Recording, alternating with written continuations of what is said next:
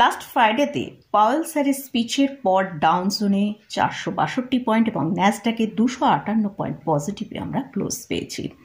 এর ফলে আমাদের ইন্ডিয়ান মার্কেট আগামী সপ্তাহে কীরকম ট্রেড করবে সেটা নিয়ে আলোচনা করব।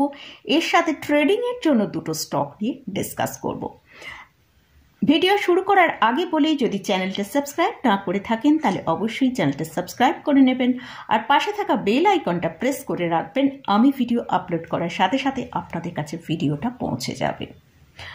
আমরা যদি পুরো গ্লোবাল মার্কেটটাকে দেখি, আমরা ইউএস মার্কেটকে যদি দেখি, সেখানে down zone 462 point, Nasdaq 258 point এবং ইউরোপ মার্কেটের দিকেও যদি ফোকাস করি সেখানেও দেখতে পাচ্ছি খুব ভালো পজিটিভে কিন্তু ক্লোজিং পেয়েছে।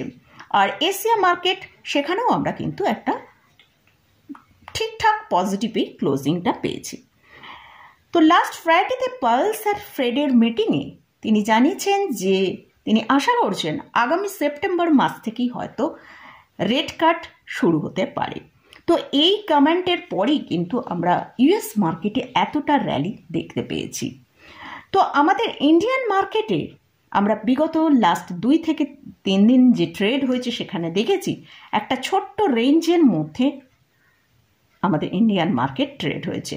সেটা নিফটিতে আমরা দেখেছি খুব ছোট্ট রেঞ্জের মধ্যে, হয়তো পজিটিভে ক্লোজিং পেয়েছি কিন্তু খুব ছোট্ট রেঞ্জের মধ্যে ট্রেড হয়েছে। আর ব্যাংক নিফটি সে তো 51,000-এর ওপরে যদিও বা কখনো দেখাচ্ছে, সেখান থেকে একটা ভালো সেলিং এসে নিচের দিকে ক্লোজ দিচ্ছে। তো যাই হোক, আমরা এই গ্লোবাল মার্কেটে এত ভালো র্যালিটা দেখেছি, হয়তো সেজন্য আমাদের ইন্ডিয়ান মার্কেটেও মানডেতে আমরা একটা গ্যাপ আপ ওপেনিং দেখতে পাবো। তো যাই হোক, আমাদের কিন্তু এখানে ভালো করে লেভেলগুলোকে ফোকাসে রাখতে হবে। যদি নিফটি ওপরের দিকে গ্যাপ আপ ওপেনিংয়ের সময় আমরা যদি দেখি, নিফটি 24,875 থেকে 900 এই জায়গায় যদি ওপেন হয় এবং সেখান থেকে যদি নিচের দিকে যখন আসবে, সেখানে আমাদের যে লেভেলটা ভালো করে ওয়াচ করতে হবে সেটা হচ্ছে 24,850। নিচের দিকে আসলেও যেন 24,850-এর লেভেলটাকে নিফটি সাস্টেন করতে পারে এবং সেখানে হোল্ড করতে পারে। তাহলে কিন্তু এখানে এই 850-এর ওপর যতক্ষণ নিফটি থাকবে, এখান থেকে কিন্তু একটা ভালো ওপরের দিকের মুভ আসতে পারে। সেটা ওপরের দিকে মোটামুটি 24,950 থেকে 25,000 পর্যন্ত আসতে পারে। আর এ সপ্তাহের জন্য মোটামুটি আমরা ওপরের দিকে টার্গেট হিসেবে 25,000, 25,100 এই পর্যন্ত নিফটি মুভ করতে পারে। কারণ আমাদের ইন্ডিয়ান মার্কেট কিন্তু যেটা খুব স্লো মুভ করছে। আর যদি নিফটি 24,850-কে ব্রেক করে নিচের দিকে ট্রেড করতে থাকে, তাহলে কিন্তু নিফটিতে একটা ভালো সেলিং প্রেশার আসতে পারে। তো মোটামুটি ফার্স্ট যেটা জায়গায় পৌঁছতে পারি সেটা হচ্ছে 24,700 কাছাকাছি। এখানে একটা খুব স্ট্রং সাপোর্ট রয়েছে। নেক্সট আসছি ব্যাংক নিফটি।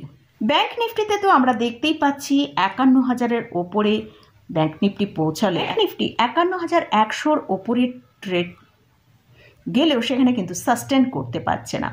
তাই যদি গ্যাপ আপ ওপেনিংয়ে আমরা যদি দেখি যে ব্যাংক নিফটি 51,300 থেকে 340 এই জায়গাটায় ওপেন হয়, আর যদি এখান থেকে নিচের দিকে আসে, আমাদের ওয়াচ করতে হবে যে লেভেলটা, যে রেঞ্জটা, সেটা হচ্ছে 51,050 থেকে 51,125। এই রেঞ্জটার মধ্যে যদি ব্যাংক নিফটি সাস্টেন করে হোল্ড করতে পারে, তাহলে কিন্তু ব্যাংক নিফটিতে আবার ওপরের দিকের একটা ভালো মুভ আসবে। তো যদি 51,050-কে ব্রেক করে নিচের থেকে ট্রেড করে, তাহলে আবার ব্যাংক নিফটির মধ্যে ভালো সেলিং আসবে। সেই আবার 50,700 থেকে 800-র কাছে ব্যাংক নিফটি চলে আসতে পারে। তো এটা গেল নিফটি এবং ব্যাংক নিফটি নিয়ে আলোচনা করলাম। এবার ট্রেডিংয়ের জন্য দুটো স্টক নিয়ে ডিসকাস করব। ফার্স্ট যে স্টকটা নিয়ে আলোচনা করছি সেটা হচ্ছে টাটা পাওয়ার। এই স্টকের কারেন্ট প্রাইস চলছে 418 টাকা।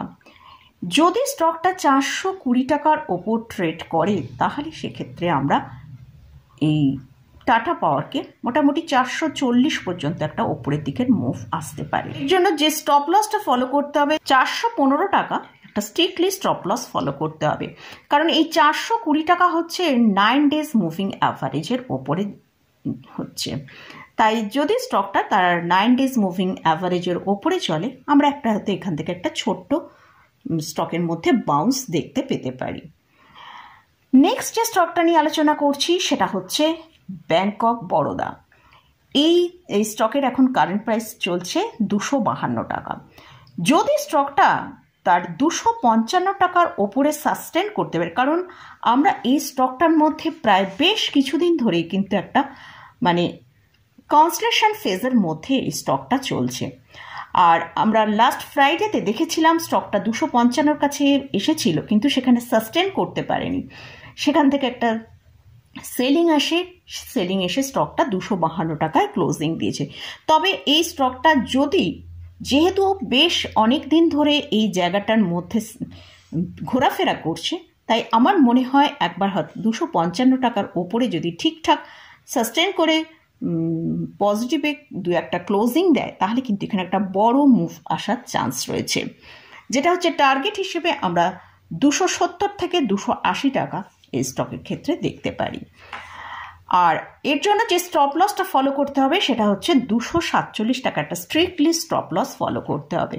আর এই স্টকের এই 255 হচ্ছে 50 ডে মুভিং অ্যাভারেজ। তাই এই 255 টাকা হোল্ড করতে পারলেই কিন্তু আমরা এই স্টকের ক্ষেত্রে একটা বড় মুভ দেখতে পেতে পারি। তো মোটামুটি এই যে স্টকগুলো নিয়ে ডিসকাস করলাম, এই স্টকগুলো কিন্তু কোনোটাই আমি বাই রেকমেন্ডেশন করছি না। এই স্টকগুলো আমার ওয়াচ লিস্টে রেখেছি, সেটাই আমি আপনাদের সাথে শেয়ার করলাম। তো এখানে স্টক এবং ইন্ডেক্স দুটো নিয়ে আলোচনা করলাম। এখানে কিন্তু সম্পূর্ণ আমার ভিউটাই আপনাদের সাথে আমি শেয়ার করলাম। আপনারা যদি কোনো স্টক বা ইন্ডেক্সে কোথাও কোনো পজিশন নিতে চান, অবশ্যই ভালো করে চার্ট অ্যানালিসিস করে নিয়ে তারপর পজিশন নেবেন। মোটামুটি আজকের মতন ভিডিওটা এখানেই শেষ করছি। ভিডিওটা যদি ভালো লাগে অবশ্যই লাইক করবেন, শেয়ার করবেন, সাবস্ক্রাইব করবেন। ধন্যবাদ।